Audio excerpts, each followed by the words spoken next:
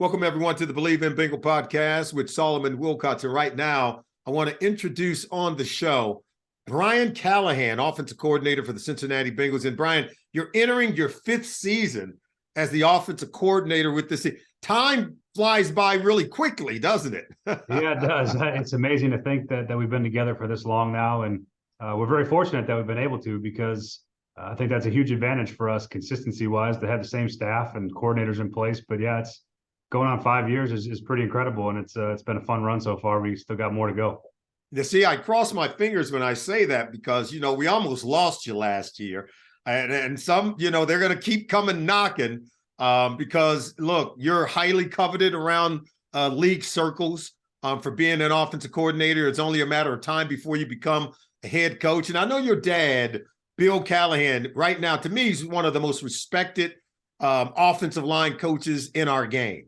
I want to ask you a question about him, about what did you learn from your dad, and what is it that you take with you the most in terms of what you learned from him when it comes to coaching this game? That's a great question. So I learned, I lean on him for a lot of things.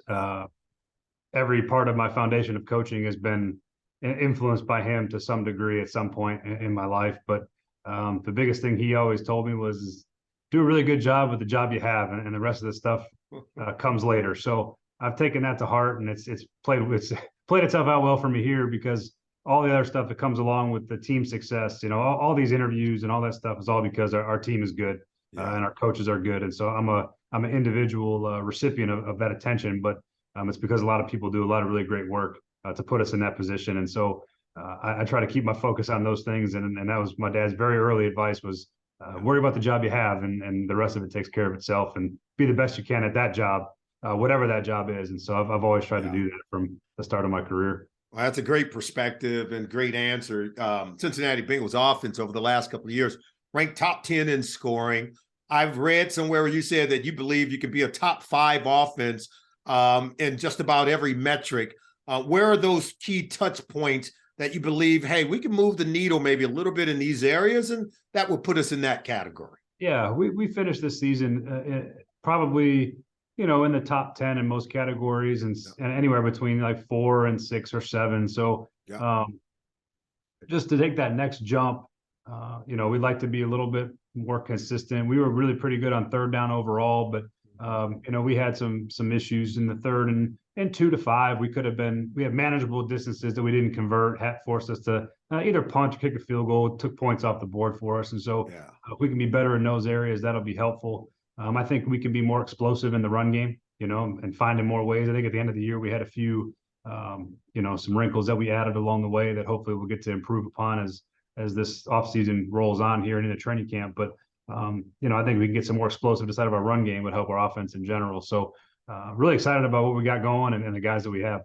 Yeah, I was going to ask you, what metric do you, a lot of people, they look at the run game and they say, well, yards per attempt, or is it explosive run plays? Is it rushing touchdowns? And what are the measurables that you really do use to say, hey, here's where I want to be good when it comes to the run game? Because I know that's an area where the team really has a point of emphasis. Yeah, there's 2 that we really focus on, and one is rush efficiency, which we rank 7th in rush efficiency, even though we were I think 28th or 29th in total yards and yards per carry and all those things. But our rush efficiency is really important, because that tells us that when we are handing the ball off, we're getting positive yards. We may not get we need some more explosives. That's part of it. We didn't have enough of those. We were very low in the ranking of explosives, but the ability to hand the ball off and get 2nd and 1 for a first down, a 1st and goal inside the 4, that's an efficient run for a touchdown. A conversion on a 3rd and 1 is an efficient run. That's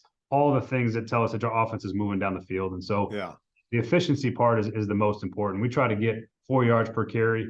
And ideally you're averaging a little more than that. If you're really humming, you're averaging close to 5. But I think that there's some meat on the bone there for us still, but that's where we focus our energy on our rush efficiency and trying to generate explosive runs. Getting back to your dad, I remember him when he was the, O-line coach with the Jets. Man, they had games where they had 300 yards rushing. You're talking about they were running, they were cranking it out. That's when they had the Brickashaw Ferguson, Nick Mangold, and I mean, if you get those kind of guys paired with really good runners, because most people think, well, it's the offensive line or it's the running back, but you and I both know it takes both, right? Yeah, absolutely. And I think that's where I think we'll have the best offensive line I think that we've had here Yeah. going into our 5th year. Guys, I'm really excited about. We got good depth, young players that have ascended, and guys that we're happy with their progress. And so for us to be able to match those guys with Joe Mixon and now Chase Brown coming in from Illinois, who we have in high regard and hope that he can produce for us. And Travion Williams and Chris Evans, still guys that we have here that we feel good about. But you got to have runners and you got to have blockers, and it's going to be really hard to do that without those two things. And I know my dad's been very fortunate to have a lot of those at every place he's been, and he's tended to lead the league in rushing just about everywhere he goes. So that's right. That's a testament to his coaching and testament to the caliber of players they've had. But we feel really good about the guys that we have and our ability to be good in the run game this year. What I love, he doesn't try to trick him either, man. He knocks you off the ball. You know, it's a power run game. Hey, I want you to help me out. Look, a guy like myself, Brian, I'm a defensive guy. I know for a fact that when that quarterback is under center, man, I got to have disciplined eyes, right? I got to really be on my keys because, you're going to make me have to hold a bit before I go dropping into my coverage. As soon as I see you in shotgun, okay, now I'm getting ready to do my thing. There's not a lot of subterfuge to the run game. So help me to understand the balance between, when you're in shotgun, which the Bengals are doing a lot, and you got this special prize at quarterback in Joe Burrow. So I get it. How do you balance that shotgun as opposed to getting your quarterback under center maybe to help the run game? Yeah, it's an interesting debate on how you do that the best. And I think that as the season went along last year, we found a really healthy marriage with our shotgun running game and our shotgun passing game. That's something that we'll continue to explore, and we've really dove into that this offseason, studying those things and where we can be better.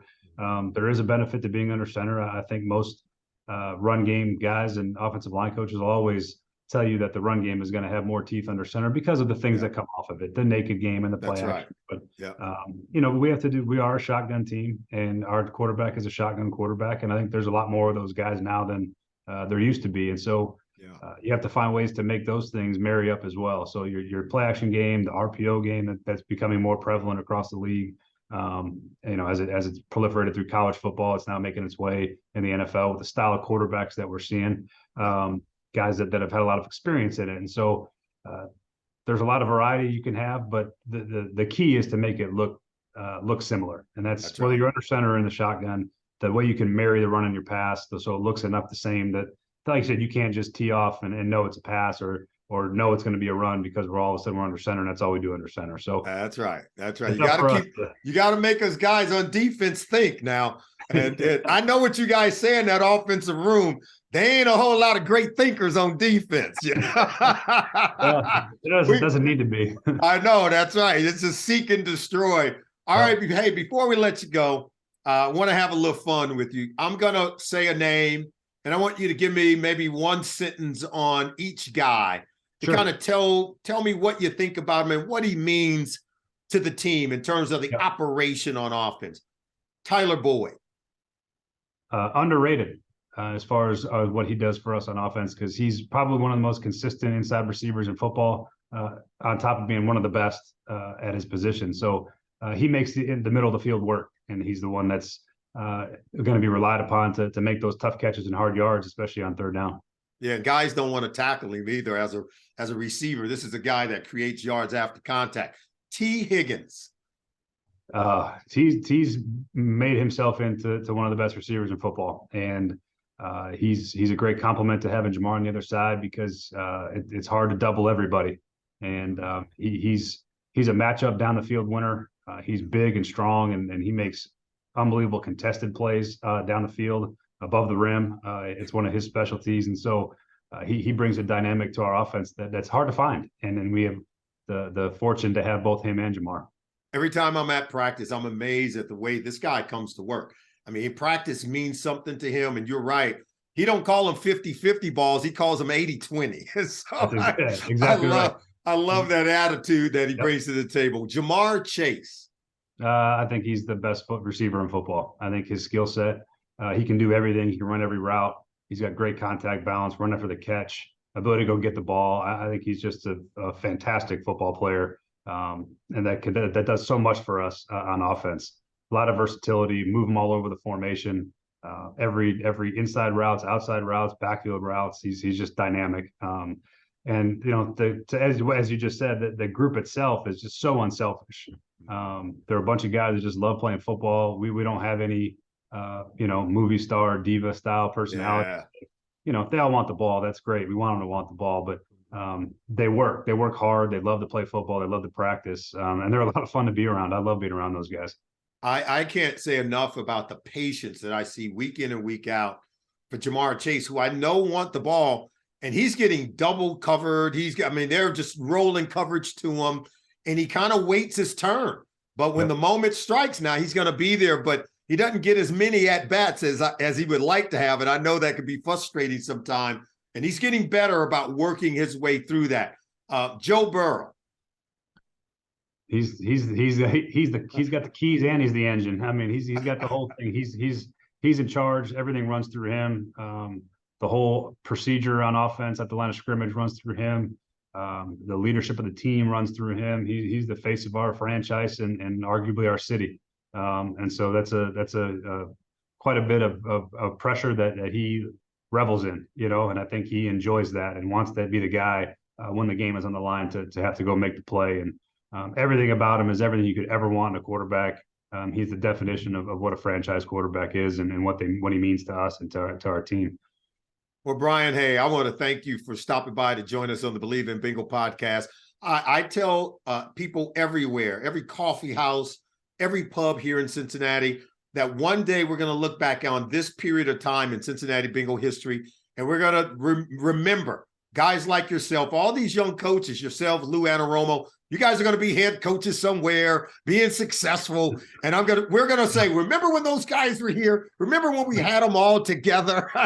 So we enjoy having you here. We're glad that you're back for another season. Continued great success. I know you're a hard worker. You deserve the best. We want to thank you again for joining us on the show. Thank you so much for having me. It's good to be on. Finally get to come on and talk to you. Well, we're going to get you on more, so I appreciate it, okay? Thank you. Got it. Have a good one.